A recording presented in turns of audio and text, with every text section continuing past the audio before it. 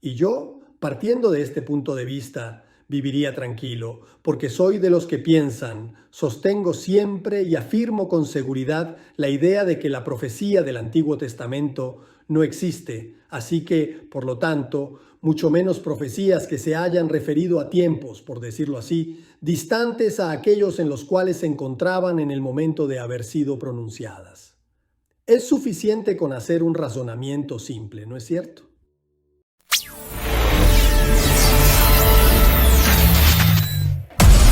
Si tienes esperanza, si confías, todo lo puedes.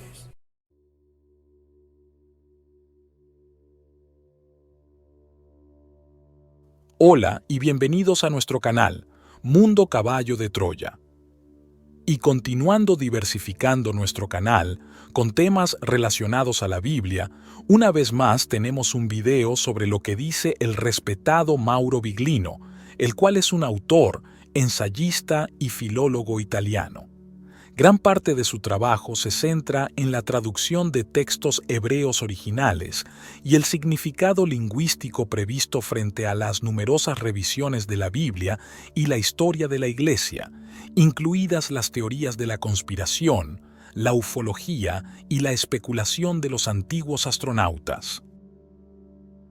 A continuación, Mauro Biglino aborda lo que dicen las profecías bíblicas, destacando que muchas veces se les da una relevancia excesiva y se interpretan como predicciones literales de eventos futuros.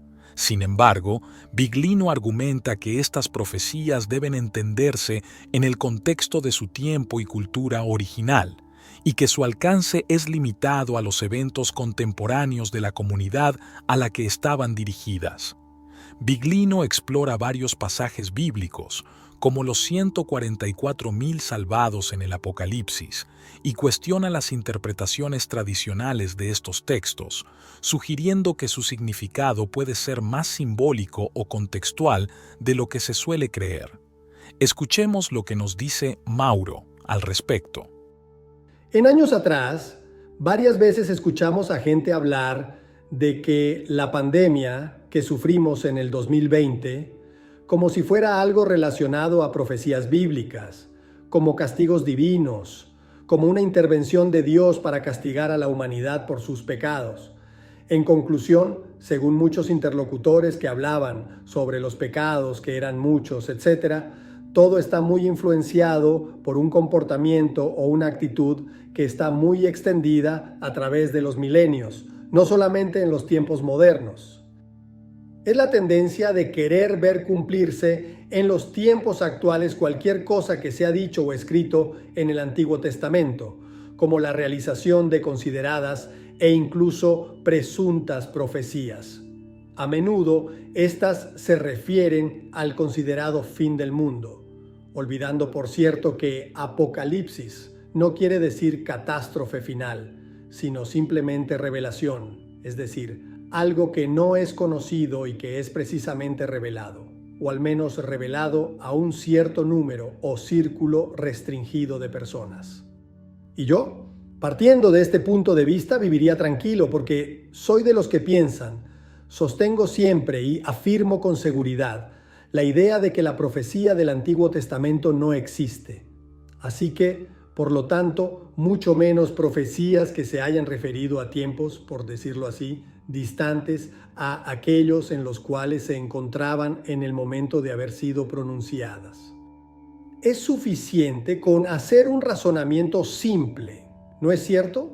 Es decir, si en vez de situarnos hipotéticamente en el momento en el cual estas profecías finalmente se cumplirían, nosotros nos situamos en el momento en el cual, es decir, haciendo un salto hacia atrás, en el momento en el que las profecías fueron hechas. Bueno, inmediatamente si hacemos, obviamente, esta hipótesis, nos damos cuenta de que una profecía que tuviera una fecha de realización tan distante en el tiempo, en términos de miles de años, como una profecía que puntualmente se refiere a un suceso que ocurrirá dentro de 2000, 2500, 3000 años, bueno, nos damos cuenta inmediatamente del hecho de que esa profecía sería, digamos, carente de sentido, pero seguro, algo carente de cualquier utilidad. Es decir, si alguno de nosotros en este momento dijera, cuidado, que si se portan mal dentro de 2000 o 2500 años van a ocurrir estas cosas negativas, bueno, todos nosotros con una sonrisa le vamos a decir, perfecto, que se preocupen los que van a estar vivos en ese momento, si es que acaso la humanidad todavía existe dentro de 2500 años. Así que sería, repito, una profecía totalmente carente de cualquier utilidad. El Antiguo Testamento, en lugar de eso, está lleno de promesas y amenazas que Yahvé le hacía a su pueblo, no a la humanidad, porque él jamás se ocupó de la humanidad. Es decir, que le hacía a su pueblo diciéndoles, si ustedes cumplen mis reglas, mis normativas y me sirven fielmente, yo los voy a ayudar y nos vamos a llevar bien. Pero si ustedes en vez de eso no cumplen mis reglas, sino que, peor aún, si me llegan a traicionar con otro Elohim, yo los masacraré y los destruiré. Todo esto iba a ocurrir en ese momento, en esa época. Nada que ver con eventos pospuestos en el tiempo, 1000, 2000 o 2500 años. No, en ese momento, en esa época, ustedes cumplen, yo los ayudo. Ustedes no cumplen, yo los destruyo. Así que este es el significado de las consideradas profecías bíblicas. Y después estuvimos en el transcurso de los milenios, no habla la interpretación que lleva a pensar en la considerada. Y ahora, una vez más, profecía apocalíptica que derivaría de Apocalipsis, como dije en principio. Ahora bien, después vamos a leer dos pasajes del Antiguo Testamento muy interesantes y con la exégesis judía. Pero me gustaría resumir dos temas relativos al Apocalipsis porque son importantes y yo diría muy actuales, al menos por la forma en la que están siendo interpretados. En el capítulo 7 se habla del famoso número de los 144,000 salvados, como si estos fueran los únicos que van a ser salvados en un momento en el cual sucederán ciertas cosas, que no se sabe cuándo serán, sobre lo cual, repito, han pasado 2000 años y estas cosas todavía no han ocurrido. Así que, digamos que esta profecía, si es que hubiera sido una profecía, hubiera sido totalmente inútil. Pero prosigamos. En el capítulo 7 del Apocalipsis se dice, se habla puntualmente de 4 ángeles que estaban apostados en los 4 ángulos de la tierra. Y hay otro ángel que le dice a estos otros 4, no le hagan daño ni a la tierra, ni al mar, ni a las plantas, hasta que nos hayamos marcado con el celo la frente de los servidores de nuestro Dios. Por cierto, no dice de Dios, sino de nuestro Dios. Así que eso quiere decir que hay otros hoy. Entonces, el número de los marcados eran 144,000, pertenecientes a todas las tribus de los hijos de Israel. Así que entonces estos 144,000 son considerados exclusivamente como pertenecientes a la tribu de Israel, y sigue la lista de la tribu de Israel, 12,000 por cada una de las 12 tribus. Un dato curioso es que falta la tribu de Dan, es decir, que la tribu de Dan no aparece más. En la época en la que fue escrito el Apocalipsis, digamos formalmente en torno a finales del siglo I después de Cristo, que de Dan no se habla más. Esto me trae a la mente un pasaje del Antiguo Testamento del libro de Jueces, donde está el llamado Cántico de Débora, en el cual Débora está organizando uno de los tantos preparativos de lucha, de guerra, de conquista. Así que hace una especie de recuento de las tribus que se están reuniendo para participar de esta nueva guerra, llamémosle así, y se percata de que Dan no está. Con un poco de rabia dice, pero porque Dan se quedó en sus barcos. Ahora bien, con todo lo que ha dicho la tradición, lo último que se nos podría ocurrir pensar es que una de las 12 tribus de los hijos de Jacob fuera la tribu de los marineros. En este punto se abre un discurso muy amplio que abarca a Dan, a los danitas para otros, a los sardanas, los piratas del Mediterráneo, con toda una serie de implicaciones que involucran no solamente a la civilización micénica, es decir, la civilización del Mediterráneo, sino también el norte de Europa. Pero ese ya es un tema que iría mucho más allá. Es un tema muy interesante, es fascinante, pero ya se va completamente de lo que quiero hablar hoy, que es de las profecías. Ahora bien, aquí se habla de estos 144,000 y sabemos que hay una parte, pero digamos que es una corriente religiosa muy importante que interpreta esto como que el 144,000 es el número de salvados y se acabó. En realidad, si se continúa siempre en el mismo capítulo del Apocalipsis, en el versículo 9 se dice: después de esto, vi una gran multitud que nadie era capaz de contar, compuesta por gente de todas las naciones, pueblos y lenguas. Estaban parados delante del trono y el Cordero, cubiertos con ropas blancas, y exclamaban a viva voz: la salvación viene de nuestro Dios, que está sentado en el trono, y del Cordero. Después rezaban, etc. En conclusión, alababan y glorificaban a Dios. Uno de los ángeles empezó a decirme: ¿y estos que están vestidos con ropas blancas, son de dónde vienen? Y yo le respondí: Señor mío, tú lo sabes. Y él me dice: esos son los que vienen de la gran tribulación, y han lavado sus vestimentas y las han blanqueado en la sangre del Cordero. Por eso están delante del trono de Dios, y le sirven día y noche en su templo. Y el que está sentado en el trono habitará entre ellos. No tendrán más hambre, ni tendrán más sed, ni serán agobiados por el sol ni por el calor, porque el Cordero que está en el medio del trono será su pastor y los guiará a manantiales de agua viva, etc. Es decir, que si verdaderamente quisiéramos leer este pasaje de una forma profética, refiriéndose a un tiempo que no se sabe cuándo será, entonces deberíamos decir que el número de salvados es de millones, millones y millones. Es decir, es un número que ni siquiera es contable. Así que, en realidad, el hecho de limitarlo a 144,000 es una interpretación muy restrictiva de este pasaje. Es una interpretación que se basa en el preconcepto de considerar este pasaje y todo el Apocalipsis como ético, que se ocupa de un tiempo futuro. En realidad, y esto es, según mi opinión, el Apocalipsis es un texto que fue escrito en clave, en código, para que fuera entendido solamente por aquellos a quienes estaba dirigido, es decir, a la iglesia naciente, por la iglesia cristiana de la época que estaba en peligro de ser destruida, inmersa como estaba en un mar de otras formas de creencias, ya sea religiosas o laicas, lo que, por lo tanto, podría haberla hecho desaparecer. Así que el Apocalipsis expresa, según mi opinión, la que era la esperanza en esa época, es decir, la esperanza de que del cielo, digámoslo así, viniera alguien o un representante o más de un representante de ese Dios. Atención, lo dice aquí nuestro Dios, un representante de ese Dios a salvar a aquellos que solamente adherían, digámoslo así, a la fe en este Dios.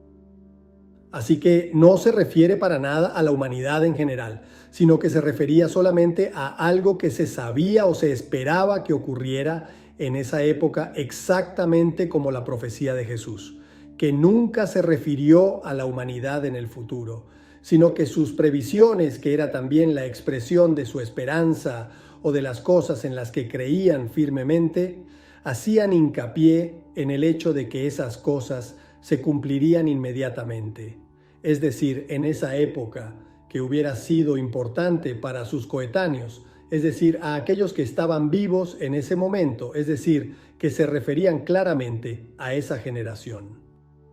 Así que yo pienso que el Apocalipsis tiene las características, entre otras cosas. Otro tema de actualidad tiene que ver con el famoso número de la bestia, es decir, el 666, que se interpreta en este momento siempre intentando leer en las presuntas profecías bíblicas a la luz de los acontecimientos actuales. Es interpretado como en la actualidad, como la realización en Internet, es decir, en la www, al igual que la Bab hebrea, significaría 666, y por tanto, el número de la bestia, según esta interpretación, volvería a referirse a nuestros días, es decir, hemos llegado al tiempo del Apocalipsis 666 WWW. En realidad, en mi opinión, 666 es la transposición numérica del término griego que indica al emperador Nerón y por tanto indicaba a la bestia de la época, es decir, la que en ese momento estaba poniendo en peligro la vida de las iglesias nacientes y por tanto de los cristianos. Tanto es así que ese 666, al menos en un código diferente, es el cual deriva el Apocalipsis que tenemos ahora, es decir, este Apocalipsis de Juan, que entre otras cosas es uno de los Apocalipsis que fueron escritos en esa época. Fue este el que se eligió para ser incluido en el canon cristiano. Lo aclaro porque en otro escrito, en otro código, está escrito 665, y en un código anterior, es decir, más antiguo que estos, entre otras cosas, yo leí la traducción. Aquí está el texto en griego al costado y en un código anterior, me parece que es en el papiro 25, está escrito 616, que sería, aunque tal vez no completamente, la transcripción numérica del nombre escrito en griego de Calígula, que, como sabemos, fue el emperador algunos años antes de Nerón. Así que, cuando la bestia era representada por Calígula, el número era 616. Cuando la bestia de Roma estaba representada por Nerón, el número se transformaba en 666. Obviamente, esta es una sola de las formas de interpretación. Después hay otras que cada uno elija la que le guste más. En conclusión, yo vivo tranquilo en lo que respecta a las consideradas profecías apocalípticas porque sostengo que no lo son. Así que ahora pasemos a las consideradas profecías del Antiguo Testamento.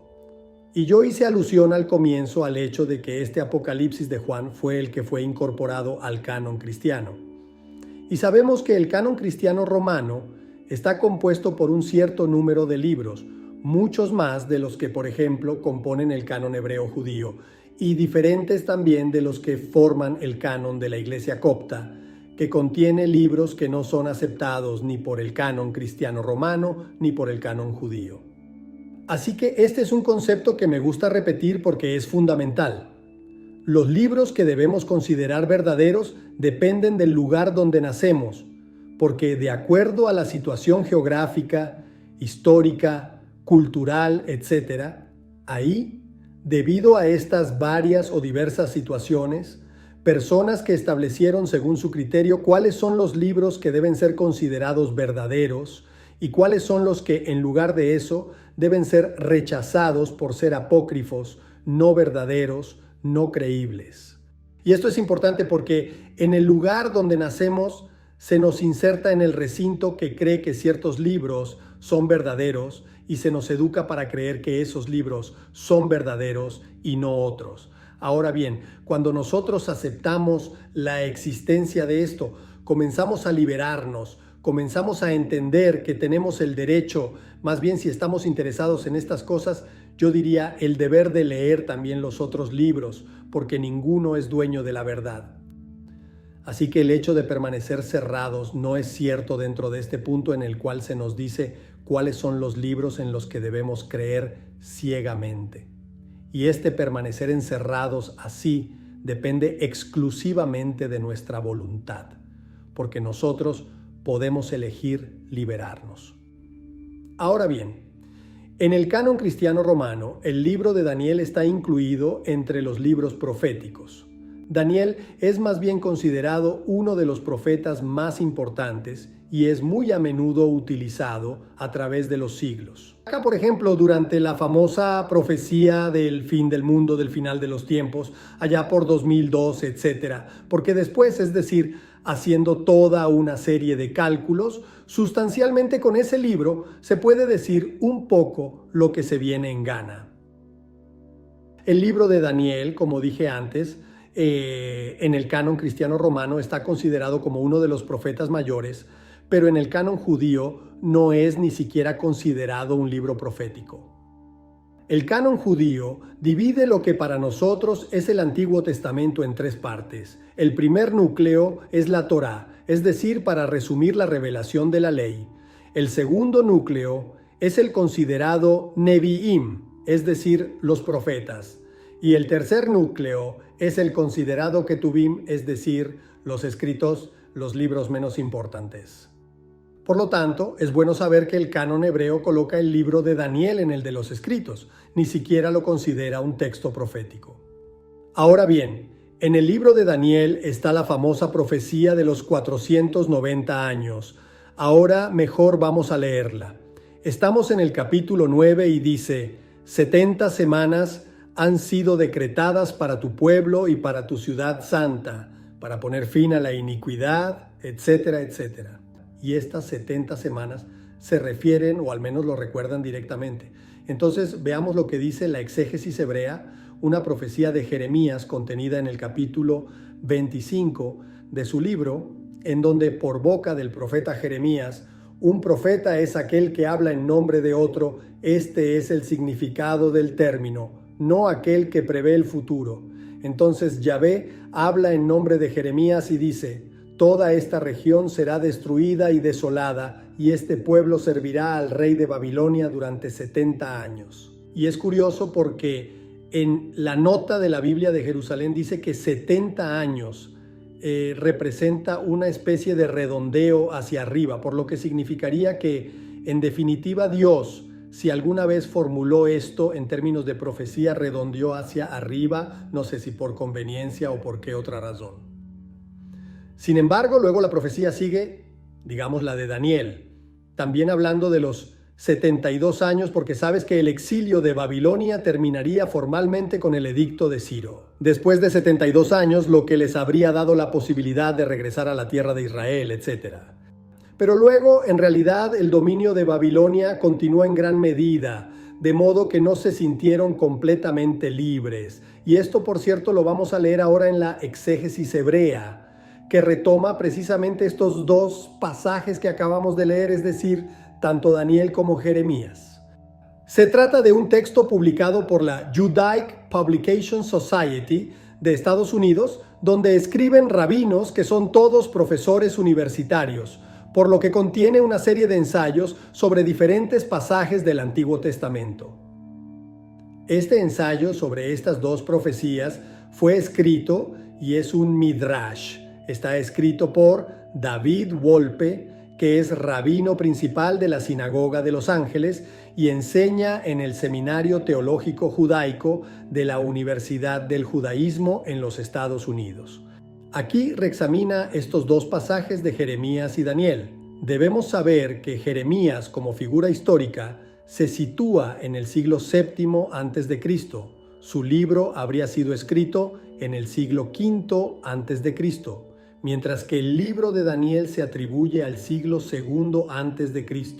Por lo que hay varios siglos entre uno y otro, y entre medias está precisamente ese exilio babilónico de 70 o 72 años que se consideraba, como dice David Wolpe, que en la época de Daniel el tiempo del exilio parecía no haber terminado todavía, es decir, Daniel y sus contemporáneos creían que la profecía no se había cumplido. El rabino escribe aquí, dice, todavía no eran libres. ¿Y entonces qué pasó? El rabino dice que como les parecía que esa profecía aún no se había cumplido, ¿qué hicieron? Déjame que te lo lea directamente. El autor del libro de Daniel reelaboró la profecía de Jeremías convirtiendo los 70 años en 70 semanas de años, es decir, los 70 se convirtieron en 490 años. Entonces esto nos da la idea y esto también nos hace entender por qué en el canon hebreo y el libro de Daniel no es considerado un texto profético, porque es un texto que ha sido reelaborado para que las cuentas cuadren, digámoslo así, porque se esperaba, o por lo menos el anterior había sido escrito en términos de 70 años. Pero como creían que al final de esos 70 años ¿Todavía no se habían cumplido las cosas? ¿No hicieron más que convertirlos en 70 semanas de años? Y entonces pensamos, ¿qué credibilidad? Y repito que estoy leyendo la exégesis judía. ¿Qué credibilidad puede tener una profecía así? Que sin embargo también es muy utilizada por los llamados profetas apocalípticos, incluso en los tiempos modernos. Pero sigamos adelante y leamos otro pasaje muy interesante y curioso del Antiguo Testamento. Leamos el capítulo 21, una parte del capítulo 28 del libro del Génesis, y leámoslo directamente en las ediciones editadas por la editorial judía Mamash, también con anotaciones. Aquí se habla de un viaje de Jacob. No entremos en todos los detalles porque no importan. Jacob salió de Beersheba para dirigirse a Carán. Llegó al lugar y pernoctó desde que se puso el sol. Y lo curioso es que para el término en el lugar, en la anotación dice, el artículo determinativo y la falta de especificación del nombre indican que se trata de un lugar ya conocido, y eso está bien. Tomamos nota de esto a la luz de lo que leeremos dentro de un momento. Tomó piedras del lugar, se las puso alrededor de la cabeza y se acostó en aquel lugar. Soñó, y he aquí una escalera puesta en la tierra cuya cima llegaba hasta el cielo, y he aquí que los ángeles de Dios subían y bajaban. Así pues, y he aquí que los ángeles de Dios en el ascendente y descendían. En hebreo hablamos de los malajim, de los Elohim, y, como ya he explicado varias veces, escrito en los libros, los malajim eran los portadores de órdenes, los vigilantes, los controladores, es decir, los que pertenecían a una jerarquía. Dentro de esa jerarquía de los militares, pertenecían a un rango inferior al de los Elohim, que podríamos decir que eran los oficiales, mientras que los malajim eran precisamente y ejecutores de órdenes y controladores. Así que había una escalera apoyada en el suelo y los malajim subiendo y bajando, y he aquí Hashem. Ahí está escrito porque en hebreo existe Yahvé, pero sabemos que los judíos están obligados o más bien prohibidos de usar ese nombre, así que lo sustituyen por Hashem, que significa el nombre. Y Hashem estaba de pie sobre él, así que si Yahvé es Dios, tenemos que decir que Dios estaba de pie sobre los ángeles, porque Dios no está en todas partes, porque obviamente Yahvé, como queda claro en todo el Antiguo Testamento, no estaba en todas partes, sino que estaba donde estaba en ese momento, en cada momento, y dijo, yo soy Yahvé, el Dios de Abraham, el Dios de Isaac, porque cada vez que se presentaba tenía que de alguna manera al menos sentir la necesidad de presentar su registro. No es que diga, yo soy Dios, que debería ser algo que silenciara a todo el mundo. Él dice, yo soy, así está en la Biblia, el Elohim que habló con Abraham, el Elohim que habló con Isaac. Yo soy siempre el que está ahí, ninguno de los otros lo está, siempre Él. Y eso es curioso, ¿no? Es de notar cómo Dios tenía esta necesidad continua. Al renovarle toda la promesa, Jacob dijo, pero entonces está Hashem, es decir, Yahvé, en este lugar y yo no lo sabía, pero ¿no está Dios en todas partes? ¿Cómo es posible que Jacob no supiera que Dios también estaba allí? Jacob sabía bien que Yahvé podía estar a un lado o al otro dependiendo de dónde decidiera ir en ese momento. Entonces, Jacob hace algo que de nuevo, suponiendo a Dios como nos lo presenta la tradición, sería muy curioso, repito. Si Dios fuera el de la tradición, dice esto. Si Dios, y en hebreo es el Elohim, si Dios estará conmigo y me protegerá en este camino que piso y me dará pan que comer y vestido que vestir, si vuelvo en paz a la casa de mi padre, entonces Yahvé será mi Elohim y ciertamente le daré el diezmo. Aquí hemos entendido correctamente. Hay un hombre que se dirige a Dios y le dice, si eres capaz de hacer todas estas cosas, es decir, de protegerme, de defenderme, de asegurarme lo suficiente para vestirme, de asegurarme lo suficiente para comer y de llevarme sano y salvo a la casa de mi padre, entonces serás mi Elohim y te daré el diezmo. Entendido. Si tú no eres capaz de hacerlo, yo elijo a otro Elohim que sí sea capaz de hacerlo. Curioso, ¿no? mucho si queremos pensar que se trataba de Dios, pero sabemos muy bien que no se trataba de Dios. Y por lo tanto, ese discurso se le podría haber hecho fácilmente para decirle: tienes que demostrar que eres capaz de hacer estas cosas. Bueno, pero hemos dicho que estamos hablando de profecía, así que aquí lo leemos. No hay profecía.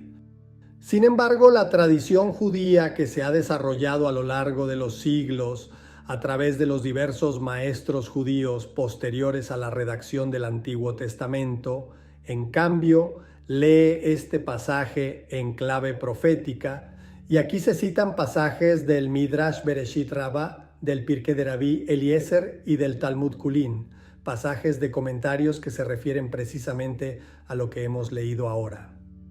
Luego tenemos esta escalera donde Jacob ve ángeles, malachim ascendiendo y descendiendo. Jacob tuvo una visión de una escalera que subía de la tierra al cielo, vio a un ángel que ascendía por ella y lo reconoció como el Zar, es decir, el ángel protector, el señor del reino de Babilonia.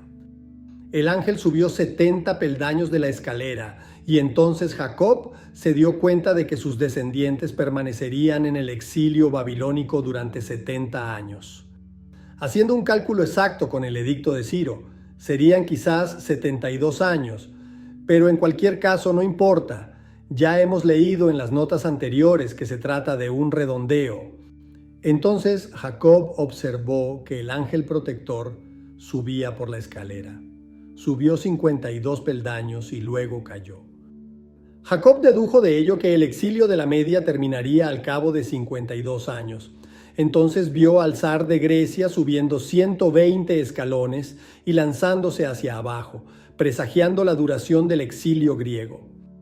Así 70, 52, 120. Finalmente se le mostró a Jacob el ángel de Edom, el ángel de nuestro exilio actual, que también se llama el exilio romano, subiendo la escalera. El ángel de Edom ascendió más y más alto en una ascensión aparentemente interminable hacia los cielos más altos. Y comencemos acá. Jacob no lo vio caer y se sintió presa del miedo. ¿Será este cuarto destierro sin fin? Repitió el destierro que continúa aún ahora, preguntó a Yahvé. No, lo tranquilizó Hashem. Aunque el ángel ascienda a las estrellas, yo mismo lo haré descender cuando llegue el momento. Jacob oyó el comentario de los ángeles de las existencias. En el futuro este Jacob gobernará el mundo y someterá a todos los reinos. Matadle ahora. Pero Hashem mismo apareció y se puso al lado de Jacob para protegerlo. Ahora bien, más allá de esta consideración final, en lo que se refiere a la profecía, imagino que al escucharla todos habréis comprendido una cosa. Cuando se escribió esta lectura del pasaje del Antiguo Testamento en clave profética, los periodos relativos al llamado exilio babilónico, al llamado exilio persa, al llamado exilio griego, ya habían terminado, repito, con las reservas del autor del libro de Daniel, que no consideraba que hubiera terminado, ya habían terminado y por lo tanto se podía escribir el número de años presentándolos como una supuesta profecía, mientras que, como el exilio de Edom o el exilio romano todavía no ha terminado, por lo tanto no se sabe cuándo terminará y por lo tanto no se sabe el número de años, precisamente no está escrito el número de años. El único elemento que debía representar, que representaría la verdadera profecía, es el que no está. ¿Por qué? Porque la profecía no está. Porque todas fueron escritas a posteriori, y aquí tenemos el ejemplo. La única que habría tenido verdaderamente, repito, el sentido de la profecía no existe. Así que esto es para decir que debemos estar tranquilos. No hay profecías apocalípticas, no hay profecías relativas al fin del mundo. En este momento estamos experimentando una influencia particularmente feroz, pero tenemos que vivir con ella. Así que tarde o temprano nos acostumbraremos. Tal vez con nuevas formas de vivir, y algunas cosas también pueden ser útiles porque la reflexión cuidadosa nos hace entender muchas cosas en estos momentos, tanto de cosas de las que podemos prescindir como de cosas en relación con los que nos gobiernan y así vivimos en paz. Vivimos serenamente. El Antiguo Testamento, pero también el Nuevo Testamento, se refería, así que incluyendo el Apocalipsis, con toda probabilidad, porque el Antiguo Testamento es seguro, se refería a ese pueblo en esos tiempos y se trataba de la relación entre ellos y su gobernante, que era uno de los Elohim, que se llamaba Yahvé. Y hasta aquí, esta interesantísima charla de Mauro Viglino, que siempre resulta muy interesante escuchar, por todos los elementos desconocidos para nosotros que Mauro siempre nos presenta de sus investigaciones. Si te ha gustado el video, no dudes en dar un me gusta, comentar lo que te ha parecido, pero muy sobre todo, compartirlo en tus redes sociales. Muchas gracias.